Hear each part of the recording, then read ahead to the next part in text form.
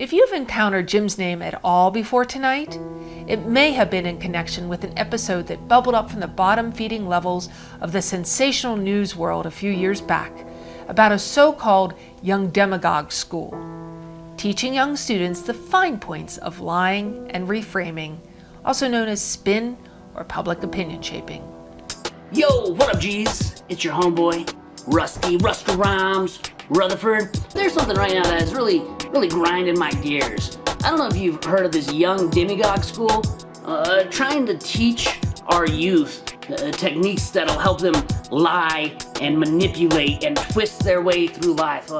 Demagoguery, for those unfamiliar with the term, is essentially propagandizing, playing on people's demons, fears, and weaknesses to influence politics and voting outside the realm of rational thought.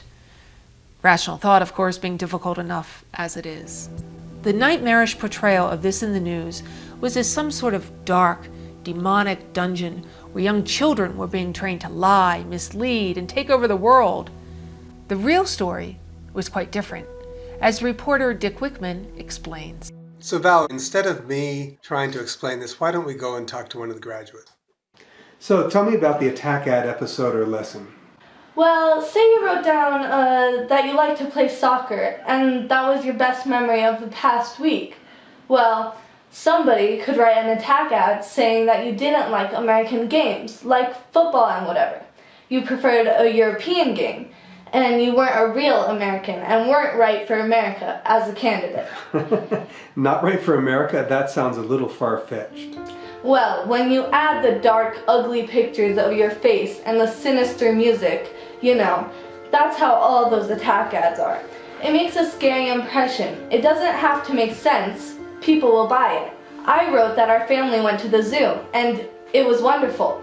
And it was. So how did that become an attack ad? Well, the other person, and it really made me feel bad, she wrote about how Lucinda, that's me, Lucinda, favored the torture and imprisonment of animals, and wasn't the sort of person you would want, and is wrong for America. That's how so many of these ads are written. Wrong for America, just because we went to a zoo.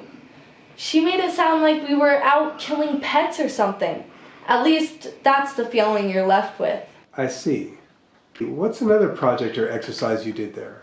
Well, we covered astroturfing. Astroturfing? I'm not sure I know what that is in terms of politics. Well, it's like grassroots. A grassroots group of citizens, only it's phony, like astroturf.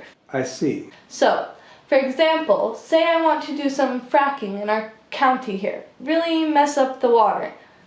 Okay. Well, I could form a group called, like, Citizens for a Clean Environment. And we put out our ads about how we want the fracking to be done safely and cleanly. But what we really want is just to put the public at ease about fracking. Then, when we've passed the opposition and the regulations, we do what we want. I see.